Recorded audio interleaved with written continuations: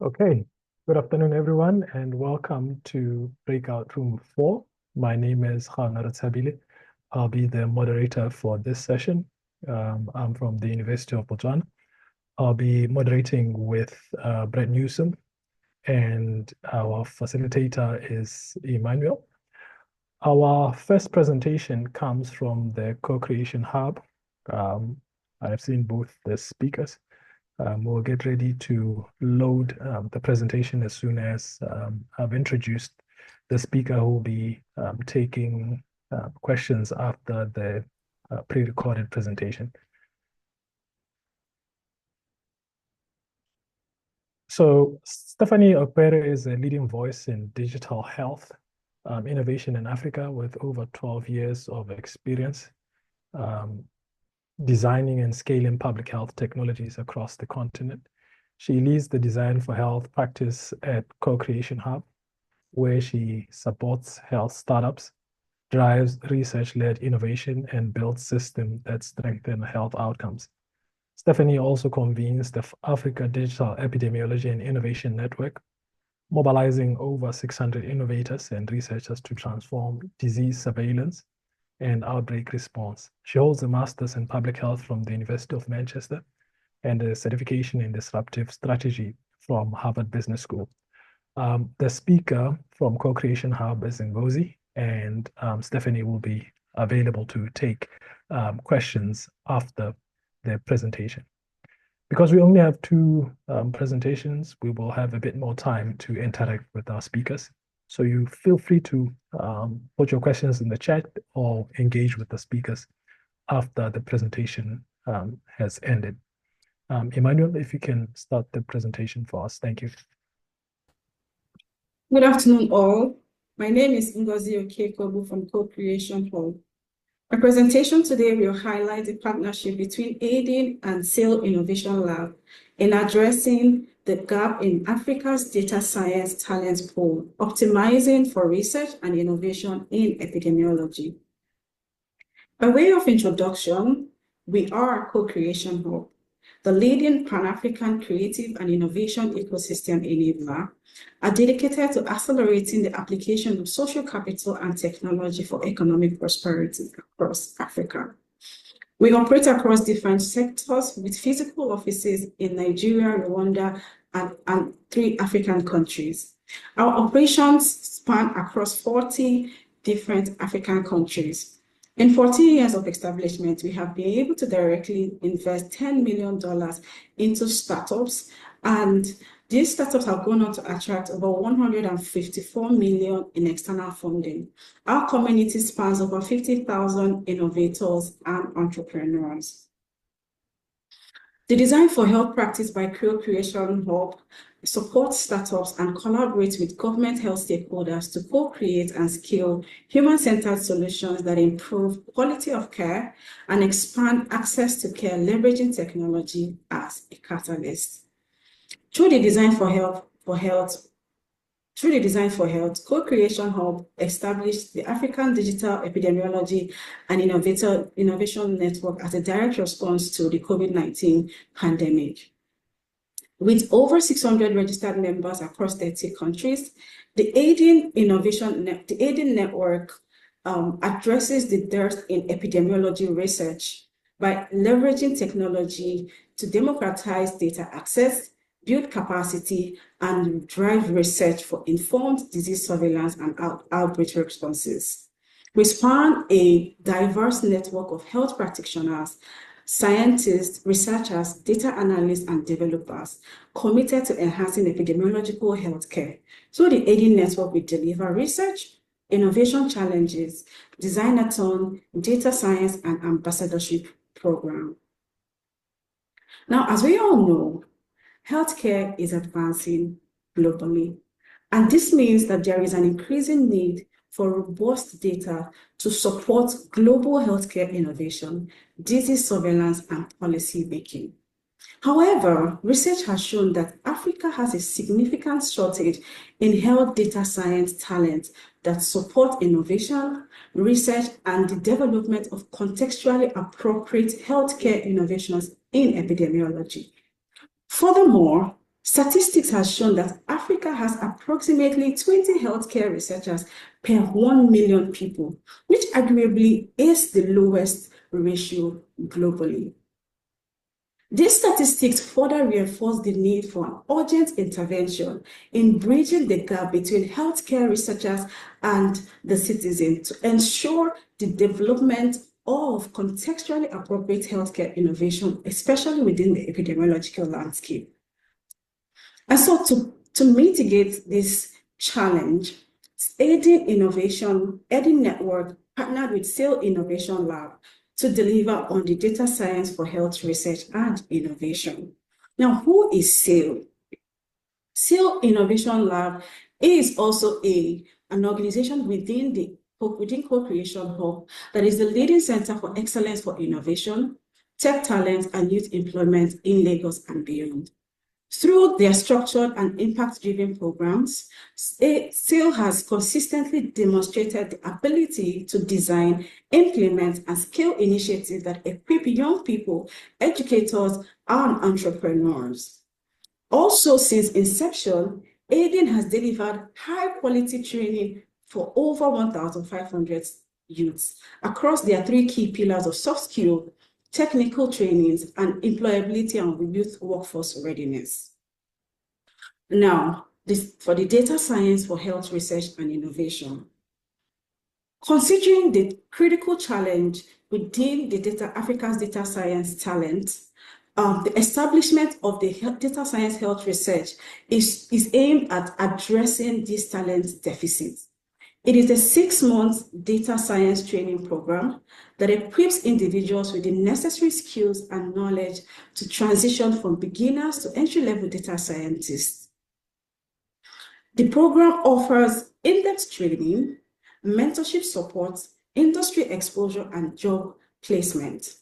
Now, other major reasons why Aiding partnered with SAIL was the fact that SAIL is also gender conscious in their delivery of their trainings and in job placements.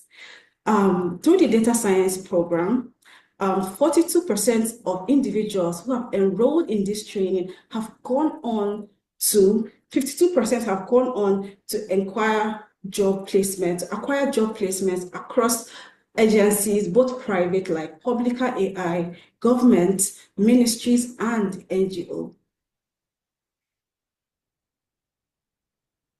What is our partnership model? Our partnership model for optimizing the data science program is as such. The SAIL runs the training. They equip marginalized people within low socioeconomic percentile in data science skill, ensuring a consistent pipeline of qualified data scientists for research and innovation. Now, Aiding provides a mutually beneficial platform for mentorship for the data scientists coming out of the data science program. They gain exposure to real healthcare challenges through facilitated collaboration with innovators and research institutions. This exposure with research institutions and challenges within the epidemiological health ecosystem facilitates improved research and health outcomes, leading to innovative healthcare technology, improved public health surveillance, and innovation in research. We are always inspired by the success stories of our alumni who have all gone on to secure full-time employment at reputable organizations like Skilled Works and Publica AI. Confidence Ojiako speaking says that a simple social media click led her from a biology background into tech. While on the data science program, she was opportune to work on a cervical cancer screening project to develop deep learning architecture for cervical cancer screening using photomicrographs from pap smear images. Also, some notable capstone projects that have emerged from the data science program include the cervical cancer screening in low-resource settings using pap smear images, the development of depression screening chatbots, the development of a location-based recommender system for healthcare access, and building of an AI-powered chatbot for cardiovascular risk assessment. For sustainability, Aiding and SAIL have leveraged each other's strengths to ensure that the cohort from every data science program are not only proficient technically, but they are also capable of designing and applying data-driven solutions to some of the most pressing African healthcare challenges. This partnership will strengthen knowledge transfer mechanisms, facilitate cross-sector collaboration, and develop a pipeline of talented data scientists. Additionally, Aiding has established the technical working group aimed at deepening the expertise across its technical areas of interest. In the next 5 years, our laser is on 1, establishing strategic collaboration with 5 key research institutions and academic institutions prioritizing epidemiological research. 2, to develop a data repository to streamline data sharing for 50 key data holders. 3, to train 200 aging researchers and innovators. And 4, to complete 5 impact epidemiology research aligned with our focus areas. As such, we invite, if you're a funder looking to support our ongoing efforts in digital epidemiology, or a research institution interested in co-developing data-driven health studies, mentorship programs, and supporting capstone research projects, or a private sector and tech lab willing to pilot innovative health solutions developed by our fellows, or a global health organization and NGO focused on public health and digital health equity, we are happy to collaborate and partner with you. As a social impact focused enterprise, we work and are funded through different types of partnership, including grants and donations, co-created and co-funded projects, in-kind partnerships. We're also able to develop tailored partnerships with intending partners aligned to our mission. As such, we invite you to join our Aiding WhatsApp community by scanning the QR code on your screen. Also, we look forward to receiving partnership emails from you. To contact Design for Health Practice, please reach out to please email us via publichealth@cchub.africa or sale@tact.ng. You can also reach out to the head of the Design for Health Practice at Stephanie@cchub.africa or the head of sale at Timothy@cchub.africa. Thank you for listening.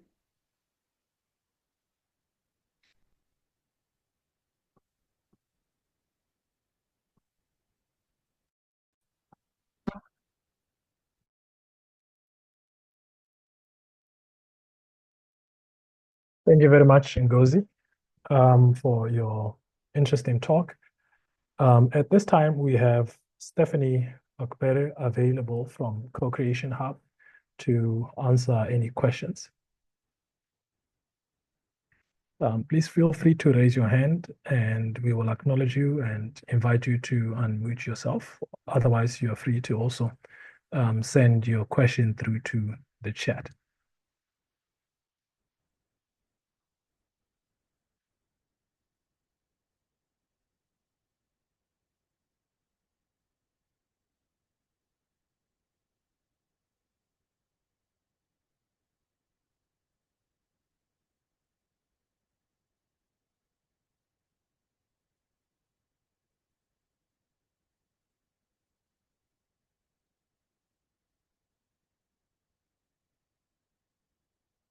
While still waiting for the questions, maybe Stephanie. Okay, there's a question from Scott. It says, what size of partnerships are you interested in?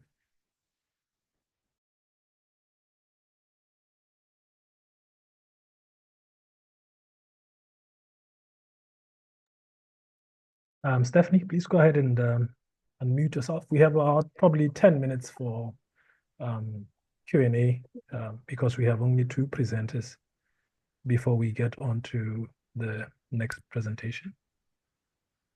Right, thank you very much for that. And first of all, let me say thank you to the DSI team for setting up this platform. I'm really looking forward to the opportunities for partnerships and interactions.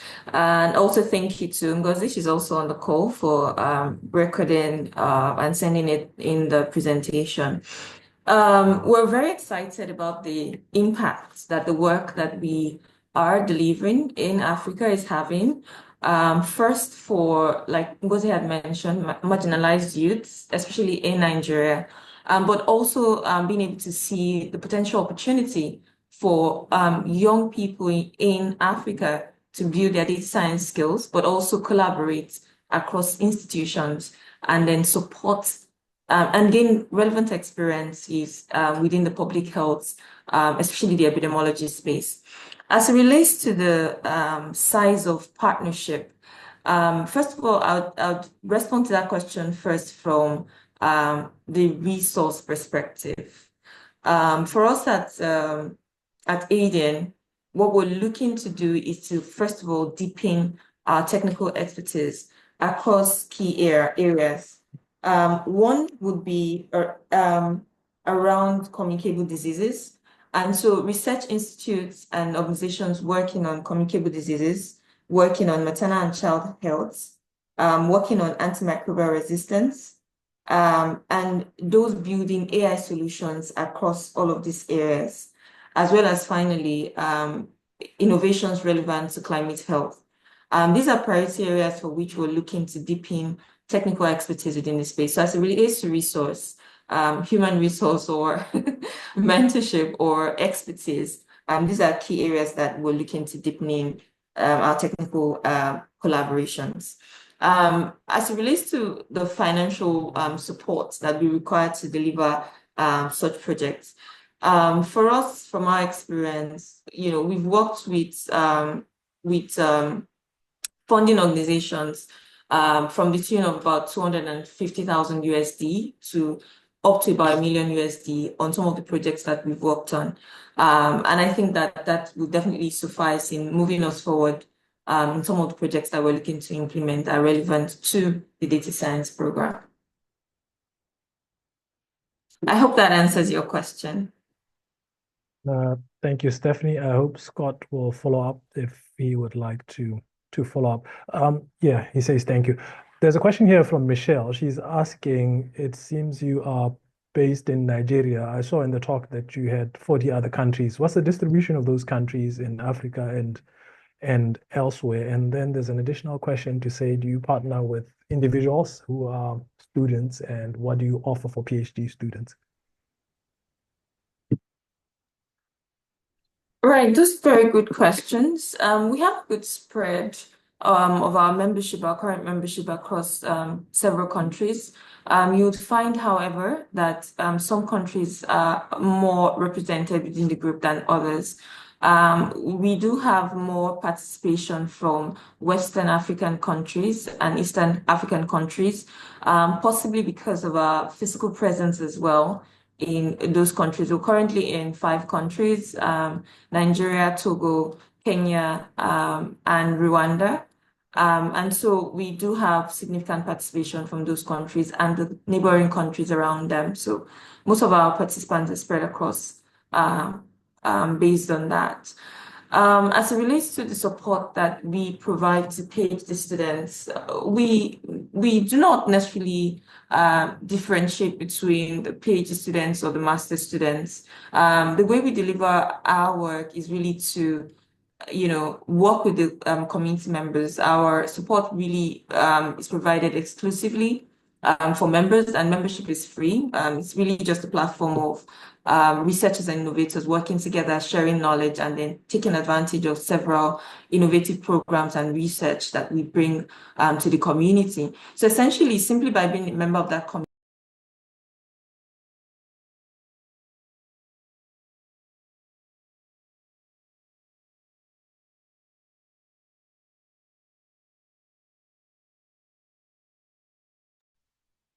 Stephanie, I think you're muted.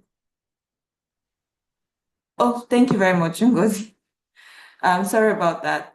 So essentially, by being members of our platforms, you simply need to have the basic requirements and then express interest to participate. Members who express interest to participate are taken through some assessment processes to ascertain that they are fit for the program. The minimum knowledge of basic statistics, basic knowledge in healthcare, and in some cases, basic relevant experience would also be required. And then once you qualify or pass through that process, you're allowed to participate and be part of the program. So it's really not segregated based on your academic expertise. Anyone who is a member of the community, a member of the network can definitely participate. Beyond the data science program, however, there are several other programs that we implement, from innovation, designathons, even research that's specifically focused on disease surveillance, as well as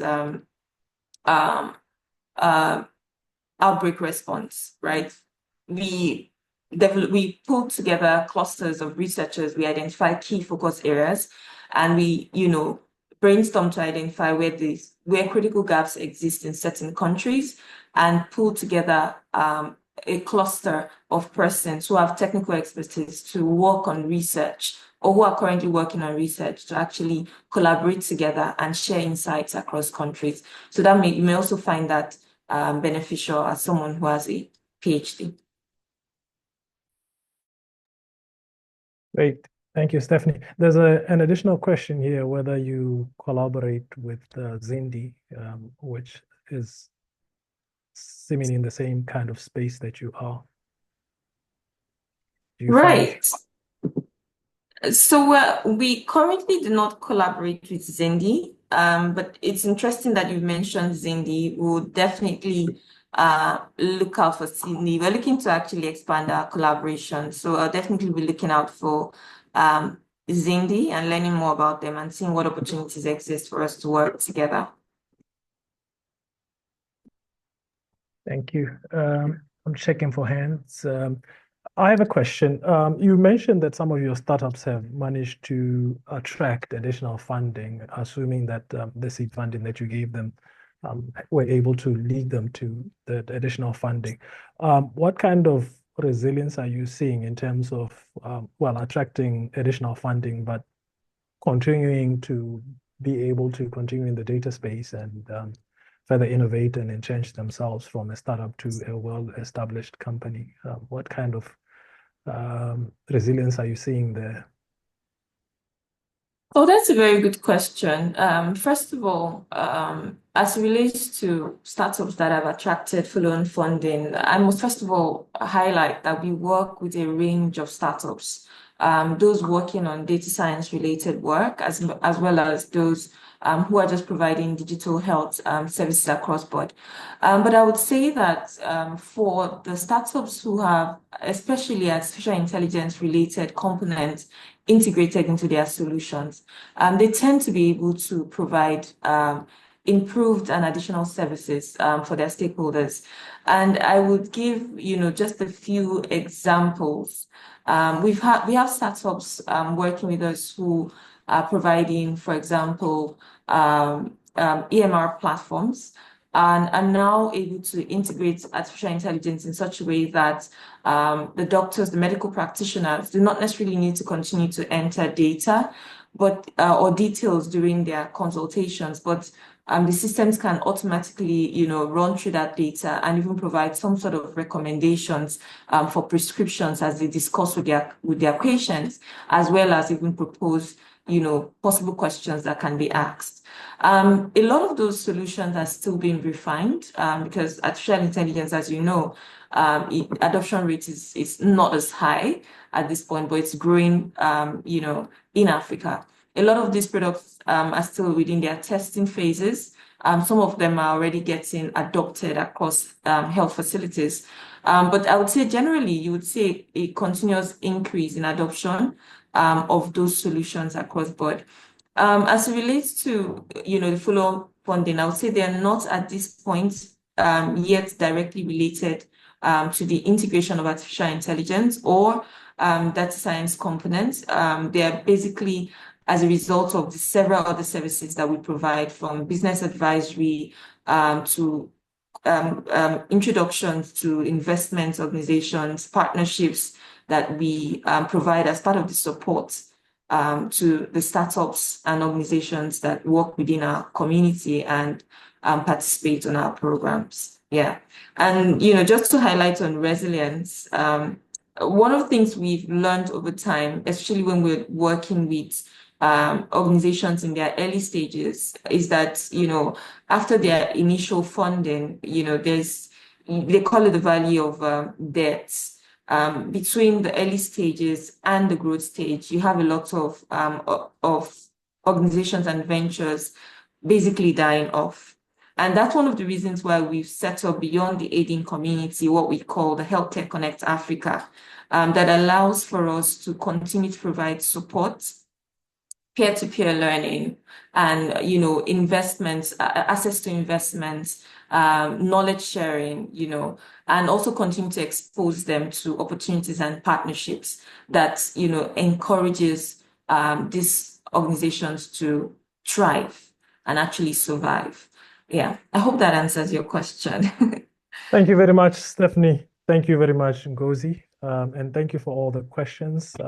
We appreciate your talk and the answers that you have given. And I take it that you have contacts that people can reach out to you later that will be provided. Thank you very much, Stephanie and Ngozi. Thank you very much, John. And thanks, everyone. We will now transition to a research hub-based presentation, which is coming from a DSI Africa affiliated research hub, the MADIVA project. We have a presentation where we will then interact with Kayode. Kayode Adetunji obtained his master's degree in electrical engineering in 2018 from the University of Johannesburg in South Africa, and then received his PhD in 2022 from the School of Electrical and Information Engineering at the University of the Witwatersrand. He focused on enhancing power system networks, incorporating renewable energy sources, battery systems, and electric vehicles during his studies. He then moved on to the consumer goods industry, and currently he is with the MADIVA team at the Sydney Brenner Institute for Molecular Biosciences at the Witwatersrand in South Africa, and his current research interests include intuitive machine learning models, optimization algorithms, decision theory and preference aggregation, and health energy nexus. Emmanuel, can you start for us the Good morning, presentation? Good afternoon. My name is Daniel Derito, here to present MADIVA Research Hub. MADIVA stands for Multimorbidity in Africa, Digital Innovation, Visualization, Application.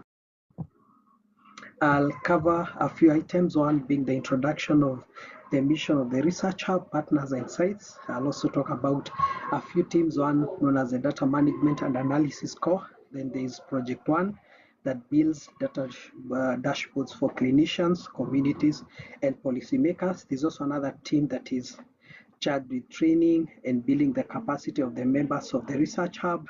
And lastly, Project Two that builds machine learning models, which will be covered by my colleague Kayode. Multimorbidity is the coexistence of two or more chronic health conditions.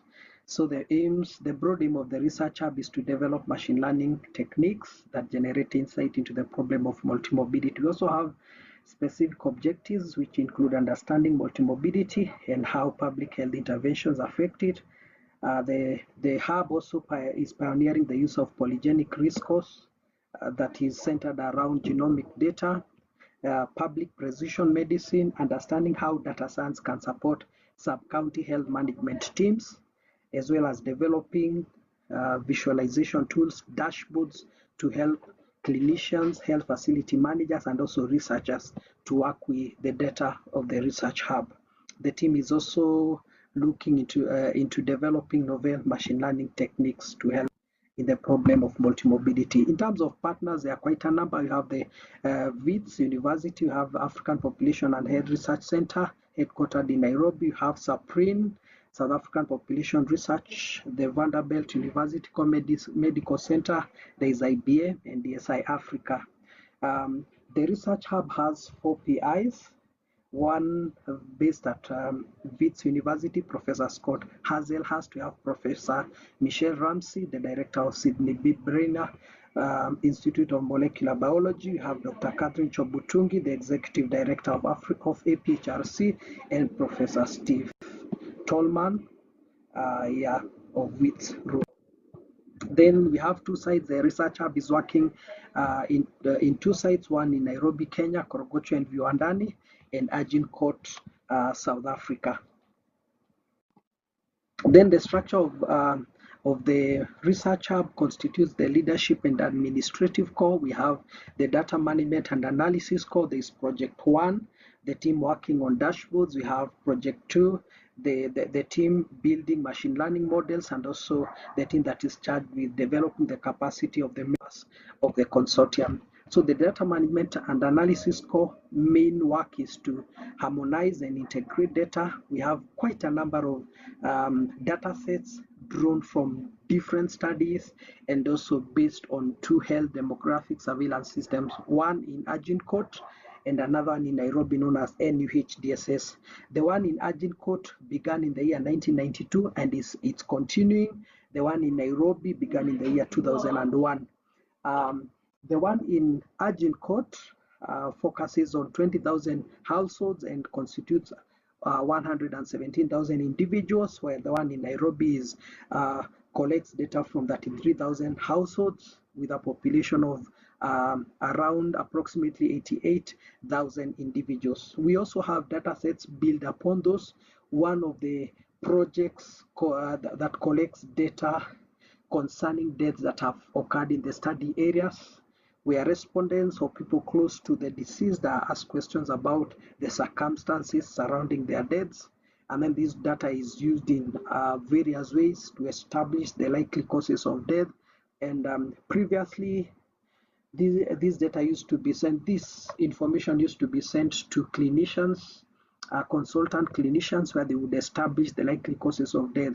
But currently, we are using this data to train natural language or other models, machine learning models, to see whether they can be able to establish the likely causes of death. And of course, that one is going to be compared with what has already been established by clinicians. There are also other data sets that collected information about non-communicable diseases in the study areas. There are quite a number, there are many, that's why we just given a single name, but they cover quite a number of studies that were done in the study areas in the year 2003, 2007, 2014, 2015, 2018, 2020 in Agincourt, and also a number of years in Nairobi.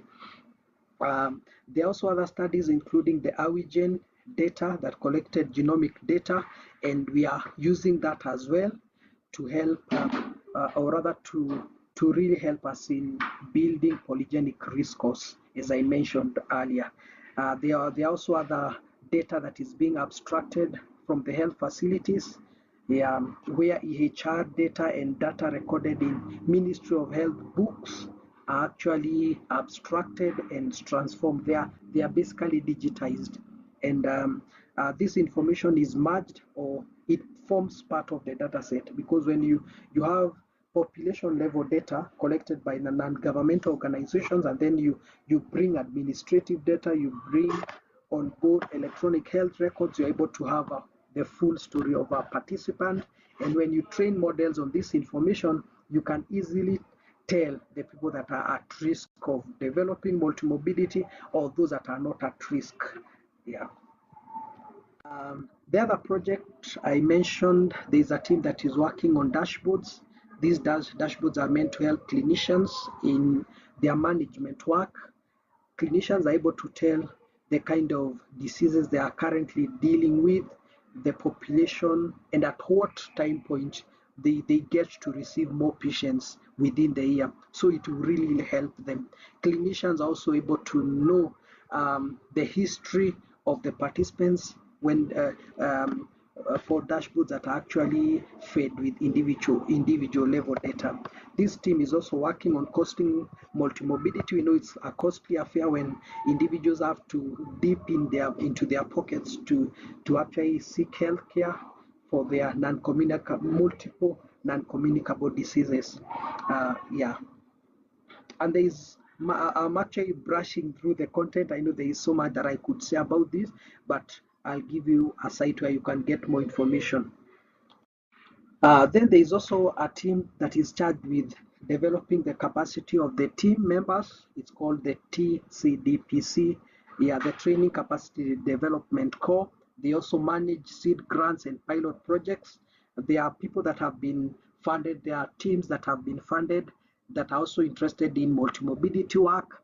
And this team has been managing those seed grants, yeah, as well as helping to really build work around multimorbidity. The team is also building and organizing workshops and seminars and linking mentors and mentees, and they have really helped here. Yeah. Then there's another team that I won't talk so much about because my K is going to talk more about them. That is Project 2. This team is tasked with building machine learning models. Yeah, and they've been using data provided by the DMARC team to build machine learning models to look at the problem of diabetes and the risk factors and all that. So Kay is going to talk about the papers and the work that we've been doing around that work. Hi everyone, my name is Coyote. My colleague stopped. Thank you very much, Daniel, for the background you shared on MADIVA. So here I'll be talking to us about the technical deliverables. So we want to talk about the multi-mobility costing, the application of data science techniques, and the public health implications. So for the multi-mobility costing, the question is why? So firstly, for clinics, it's quite important for them to plan their daily operations. And for the governments, they want to be able to plan, the budgeting for public health. And something beyond that is the screen. And we're saying that how can we then see the cost implication of multimorbidity? On the left, we can see that patients with multimorbidity have significantly higher costs than those with single conditions. And on the right, the table is showing us the scenario projections in 20 years. And we've seen that it could increase very significantly if we do not reduce the prevalence of multimorbidity. And we're saying we do not just want to react here, we want to be able to, reaction in this case would mean planning, budgeting. Rather, we want to be able to reduce the prevalence, which is the root cause. And we think there's a need for a different stratification approach because what we have in literature most times focus on binary outcomes and not the complex multiple diseases, and they also fail to capture interactions between many risk factors, which is a big problem. So the idea is to be able to use a stratification approach to discover hidden patterns that we do not currently see. So this is what we have here. The first, I think I'm going to use the block diagram to explain this better. So we've got the averaging data set, which then get into the preprocessing parts where we preprocess everything we preprocess the data, and we have autostrats here where we talk about the research space, we talk about the Poisson scoring function, which is really useful for multiple outcomes, and we get different subsets. So the idea is that we can get as many subsets as we want, depending on how we tune our parameters. And the output here would be giving us either the low risk or the high risk subgroups.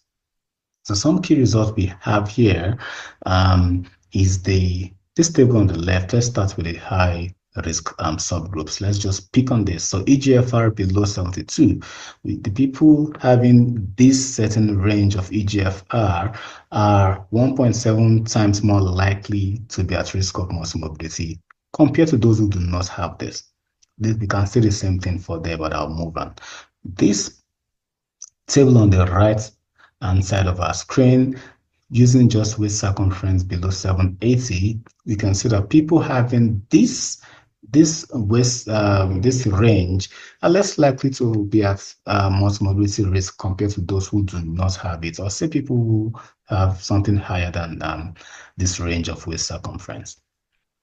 And something I want to tell us, to talk to us about is the transferability of what we've discovered. So say we discovered, some risk factors in Agincourt. Can we see its consistency elsewhere, say in Nairobi? We're not trying to say that they have to be consistent. What we're just trying to prove or to show is that some may not be consistent in terms of some other reasons for whatever reasons, but some may be consistent because indeed they share the same traits.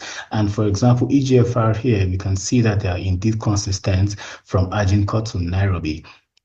And of course, most of them are consistent. But the whole idea, one thing I wanted to show us, so I'm hoping for you to see, is that all of them are statistically significant, which means that we're not just picking up noise, for example.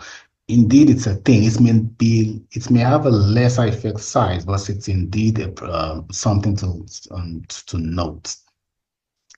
And another study we're working on is the explainability of machine learning models. So we want to go beyond just predictions. We want to start looking at its clinical implications. For example, in this slide, what we've been able to do is to develop a model that predicts, the incidence of diabetes in 5 years' time. Of course, a lot of factors can happen, but what we have is what we're using, which of course we have an AUC of 0.66, which is fairly performing well. And something I want to point out to here is that the glucose, blood glucose is a very strong predictor. So what this is saying is that if you have a high blood glucose now, there's a high chance of you developing diabetes in 5 years' time. And the same thing, if you have a high BRI now, there's a high chance of you developing diabetes in 5 years' time. Well, we could say in the reverse, if you have, well, okay, let's just leave the reverse, because what I was supposed to say is that, your risk of diabetes now depends on your blood glucose or BRI 5 years ago. All right, so to round this up, we talk about the public health implications, and the first thing we want to note here is that indeed we want public health precision for Africa, which we know has a very diverse population. And we also want to have this early diagnosis because we know limited resources in Africa. What we have, we want to be able to optimize it so well that we can solve the problem of high prevalence of multimorbidity. And the last part is that this actually goes beyond looking at multimorbidity traits. It can be used for other studies, genomic studies, microbiome studies. And I think you should watch this space because we're also working on some of these studies, to give us insights on how to handle multimorbidity and other diseases. So if you want to find out more about MADIVA, that is the website there, madiva.africa. And thank you very much for this, for listening in. Bye.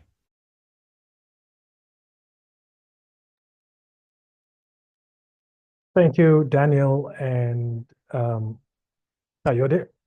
They are both available to take questions. So you may send your questions through in the chat or raise your hand and we'll recognize you and you can unmute yourself.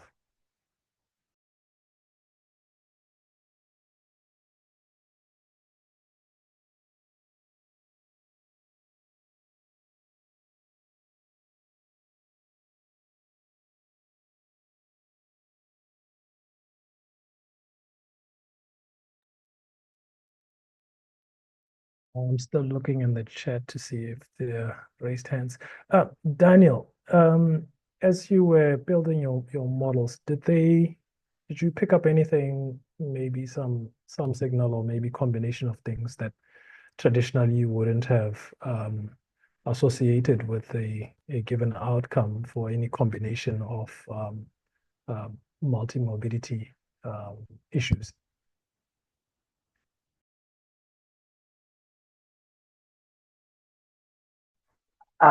Let me allow Kate to respond to that. Yeah, thank you. All right.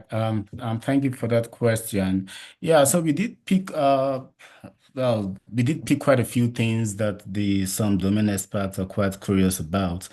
I think one very important thing is we're looking at, for example, waste heat ratio of a certain range, 0.9 and above, and how it interacts with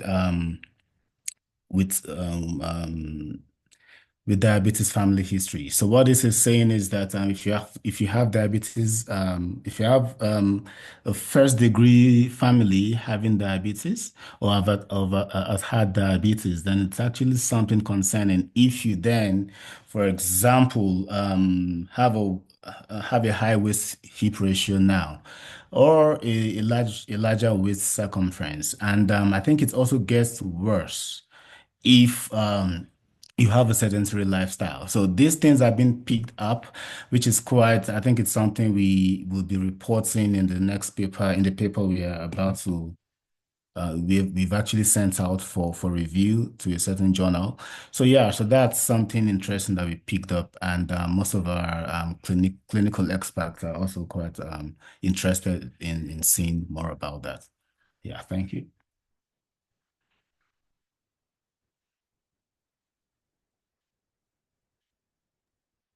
Thank you. Thank you for that. I'm hopeful that we have a few minutes. Please feel free to put a question in the chat or to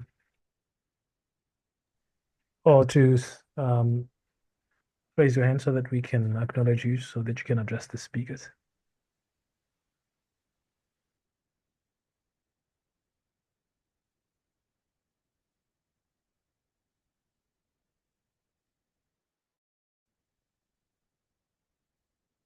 So while we're waiting for questions, I think I should also point out that we've still got a lot of work going on, and that is in terms of the genomic studies using PRS scores, implementing PRS scores in machine learning pipelines, and to be able to understand the genetic predisposition and how it affects, multimorbidity, for example, or diabetes.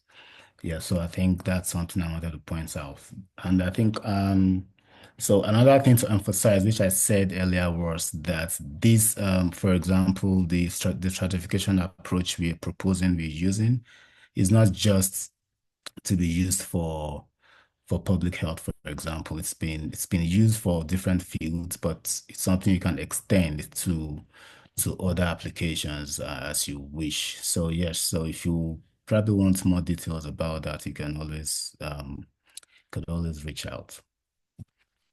So quick one, Coyote. For your PRS, I'm assuming that you're doing multi-ancestry work. What kind of challenges are you experiencing there, or do you Okay. anticipate any Yeah, challenges so with that? yeah, so I wouldn't be able to answer that because I'm not I'm not really in the space of the genetic thing, but I would leave Scott to give more information about that. Yeah, Scott. Yeah, thank you. Thank you for the question. It's a really good question.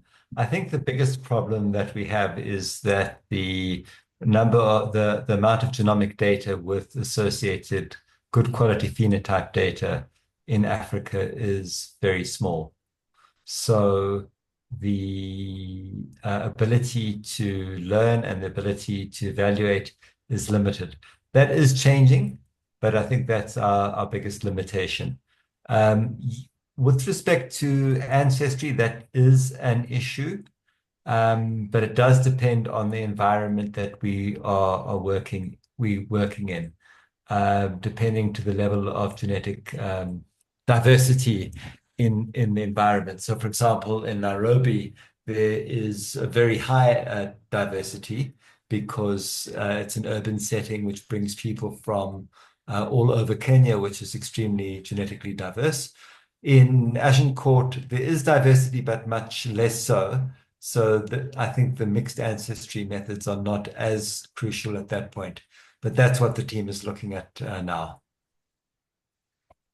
Great. Thank you, Scott. Thank you, Coyote. Thank you, Daniel. I've seen that we are almost out of time. So thank you all for your participation. Thank you to our speakers, and thank you for your presence. Here it is much appreciated. Thank you very much. Right.